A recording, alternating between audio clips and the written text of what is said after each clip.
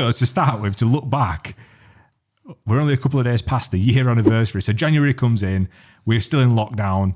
We're still in lockdown. Boris has left us there. 2 or 3 days into the new year, the USA, one of the powerhouse country of the world, almost loses its democracy by the Capitol riots. Do you remember that? I do remember it, yeah. I remember thinking it was like being in a simulation, where you think you're going to pinch yourself and wake up, or it's like there's been a glitch in the Matrix or something. But yeah, no, it's just people incited, no less. We don't like to talk about politics on this podcast, much less do I. But incited by none other than the President of the United States, an office which used to hold such esteem. He's like, just run down to Capitol Hill and just smash some shit up. Yeah, because he was the one that allegedly incited the riots by claiming voter fraud in America. Is that right? Is that how it all sort of kicked off? Yeah, that was my favourite part though, how he was ahead. At some point he said, "Stop the count! It's over." It's like, no, that's not how it works. Stop the count! Stop the count! Imagine you're in like a 100-metre sprint with Usain Bolt. You get like 2 yards off the line. You're like, stop! I'm slightly ahead. I win. A bit like when they were counting up how many people have got COVID, and they were like, "Just stop testing." And you're like, I don't think that's how it works. Yeah, if you don't test people, they can't test positive. And I'm like, I see where we're going with this. The thinking man, yeah. What about the Viking rioters? So like the guy that took the heat for the riot. Remember the dude? He had the Viking helmet on. Vaguely. I vaguely recall. Face painted. He were running around with a spear. Do you remember that dude? Vaguely, yeah. So he was the guy, apparently it's called Jacob Chansey, or AKA it was called Q1 Shaman. He had a Viking helmet, bare-chested, with a spear. And after all that, so people literally beat up, killed, it was absolutely damage to public property, all that thing. He was one of the guys that got sentenced 41 months in prison. You'd think there'd be more than that, wouldn't you? Yeah, but I mean, I'm not privy to the machinations of the judicial system. I had my thesaurus out this morning. So yeah, it doesn't surprise me, you get sentences in general seems to be quite lenient these days for anything, Yeah, but I thought something of such global scale, 3 days into a new year, you'd think that as extreme as that, somebody might get a bit longer than 41 months in prison. I mean, we'll still 41 months seems like a weird length of time. I feel like I would just round it down to 40 or up to 45. Maybe that's just me. I don't. 41 seems weird. We could have said 3.5 years rather than in a month. When you put it like that, it sounds like longer. So maybe if you say months makes it sound like a short sentence, but 40 months is actually quite a lot of time. Yeah, that was absolute chaos, but nonetheless, Joe Biden got brought into power, and there was also the meme in January. Do you remember Sleepy Joe? No, it wasn't called Sleepy Joe. Sleepy, the dude sat on the chair. It was one of the other guys that was running. There were Joe Biden. Oh, Bernie Sanders. Yeah, I did a little tweet with him in it. I think it was for some reason, because everyone was photoshopping him into stuff, right? That's right, yeah. Sat in the chair. Oh, I remember you did this, yeah. And it was I did the looking out stage at Nathan's hot dog contest, right? And I put him in put him on top of the ESPN stand next to all the cameras. And only a few people noticed it, which was, I should have done a competition, said if you tell me where's Wally or something, where's Bernie? If you could pick out where he is, I'll send you a t-shirt, but I didn't do that.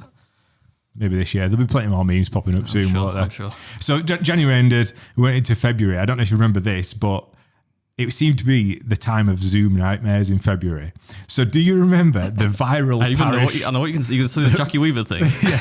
You have no authority here, Jackie Weaver. We'll play the clip. I think we'll be allowed to play the clip, so we'll play the clip. You have no authority here, Jackie Weaver. No authority at all. Don't. She's kicked him out. Don't. They now elect a chairman. No, they can't, because the vice chair's here. I take charge. Read the standing orders. Read them and understand them. Yeah, it was the guy's voice as well. It was like a really mousy, "You have no authority here, Jackie Weaver." And then she booted him out of the meeting. And then the other dude was like, "I am the vice president. I'm in charge." Absolute chaos, what hilarious. That's Britain in a nutshell. I almost think that was probably the best thing to happen in 2021. That one single Zoom debacle. I would agree with you. However, did you see the second Zoom debacle, which was the American lawyer who logged in for an actual sort of, what would you call it? Trial? Court case. So yeah, if that was it, a lawyer appeared in front of a judge for a virtual court case as a cartoon cat. Do you remember that? No. Right, I'll play that for you. Do you have a filter on? You had a I filter thought you on. meant like you actually put some kind of costume on. No, let me play this for you. This is the best thing to happen out of 2021. Mr. Ponton, I believe you have a filter turned on in the video settings. You might want to take We're a look. trying to, can you hear me, Judge? I can hear Listen you. to I it. think it's a filter. It in the, is, and I don't know how to remove it. I've got my assistant here. She's trying to, but I'm prepared to go forward with it. I'm here live. I'm not a cat. I'm here live. I'm not a cat. So I counter Jackie Weaver with that. That is the best thing to happen in 2021. Yeah, that's elite. I don't know how have I not seen that. Maybe I was just off social media at that point. I don't know, but that is funny. Mike, what were your take on that? Do you think that were a good one? That was, I personally still think the Jackie Weaver debacle sort of takes it. I can't believe he, like a lawyer in front of a judge, had to like verify, I'm not a cat. It's like, but no shit, you're not a cat. I can't believe the judge didn't say that back. Like, yeah, I didn't think you perfected like human genome splicing with felines. I didn't think you were a cat. Oh dear. Yeah, that's definitely the best thing that happened in 2021, in my opinion. But yeah, obviously that was like pretty much February in a nutshell. Then we went into March. A couple of things happened in March. Number one, so we've come out of 2020, the NHS, all of the nurses. I've got a lot of nurses in my family. Both my sisters are nurses. They got a massive 1% pay rise. Criminal, What that, an man. absolute... Don't get me started on that. We are going to get political if we start talking about stuff like that. But yeah, that's a travesty, man. Given the state of the economy today, 5% inflation, cost of living's going up, energy prices are going up, 1% after coming off the back of... It's all right though, because I know a lot of people that work for the NHS as well. They got a badge. It wasn't even a metal badge. It was like a plastic, not even a Blue Peter style badge. It was like a really shit badge. And almost everyone I know symbolically like destroyed it. You know, like Yeah. threw it down in fits of rage. But Yeah, so that's an absolute nightmare on the... for Britain. I think that was just a dire situation. After that, do you remember the container ship that got stuck in the Suez Canal? yeah, I do remember that one. Yeah. So they're talking about the economy and costs of various goods or whatever. That is probably as bad as it gets, right? So this container ship got stuck, caused absolute chaos. Apparently, it cost $400 million an hour. For basically the cost of the global trade, $400 million an hour, and it was stuck for 6 days. So do the maths on that. I can't. I'm terrible at maths, but that doesn't make sense to me. How did it even get stuck?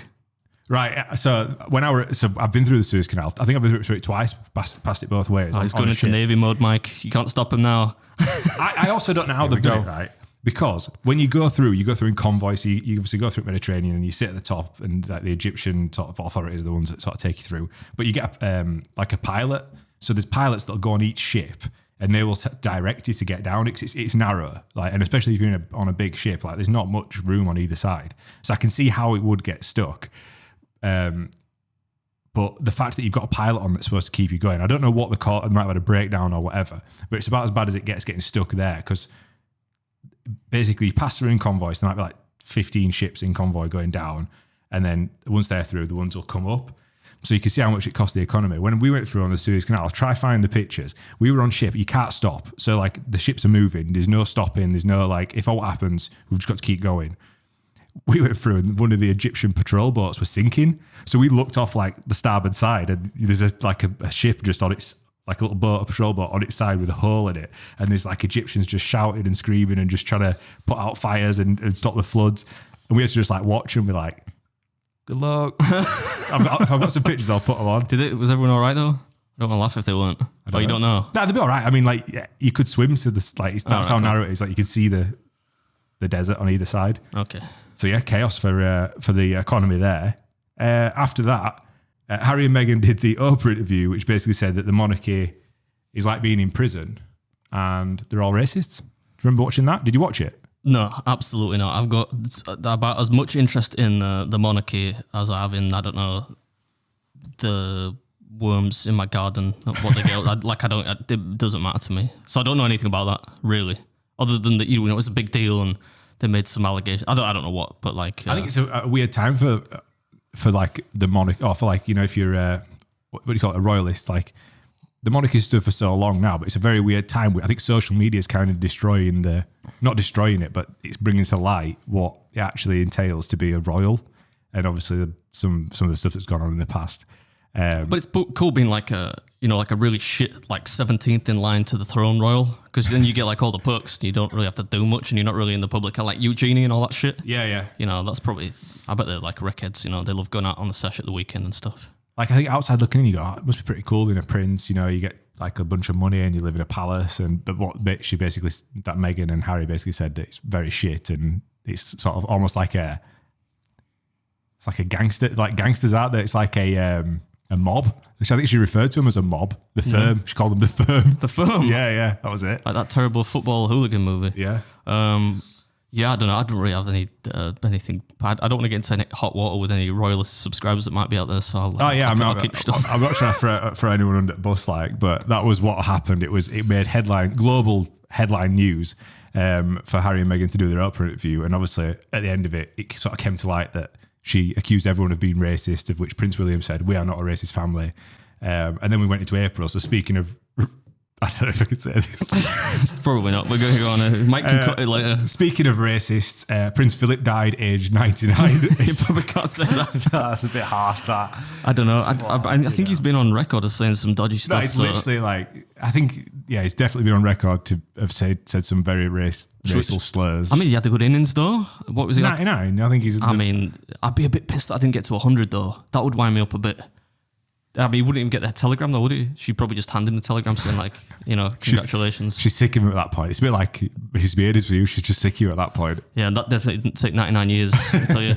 But yeah, that's a solid innings. I don't think, I don't want to get to 99, God forbid. But like if I did, I'd be like, Did you, obviously I'm assuming you didn't see any of the funeral. Did you see his custom Land Rover that he got that sort of took him to the church thing for his funeral now? I didn't. What was it? Was it stylish? Yeah, pretty cool, to be fair. He had like a custom Land Rover made for the coffin to go on the back of. And why did it have to be custom? Because Land Rovers don't carry coffins. Oh, right. Was it like like some product placement thing? Like, why did it have to be Land Rover?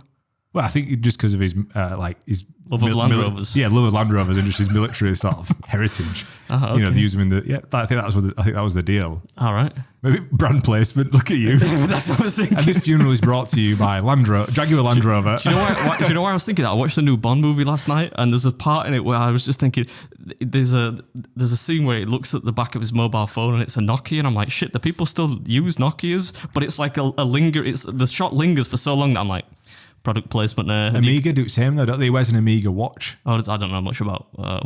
So he wears like an Amiga Seamaster or like a version of it. And they do like, and it's like really long, like he might be getting his gun out, or it's like super slow. And it's like good film though. I enjoyed it. I'm not a massive Bond fan. I don't hate Bond or anything. I'm just kind of in the middle, but I really enjoyed it. Well, that was the first one to come back after COVID. They delayed it for so long. I'm yet to see it, but apparently it's got the most expensive sort of explosion scene ever in history. Like, is there a certain scene where there's a massive explosion? There is, but it wouldn't have been that expensive if it was CGI. But they really did it. I can get why it was expensive. Yeah, but the movie is so. We're not going to get into like a deep dive on filmmaking, but it's shot so nice. Like to watch that as something. Not that I'm a filmmaker, but something that is dabbled in it. Right, it is amazing to watch. Where do you watch it? It's on Netflix or something now. No, Sky Store, $4.39, I think. Oh, right, okay. To rent.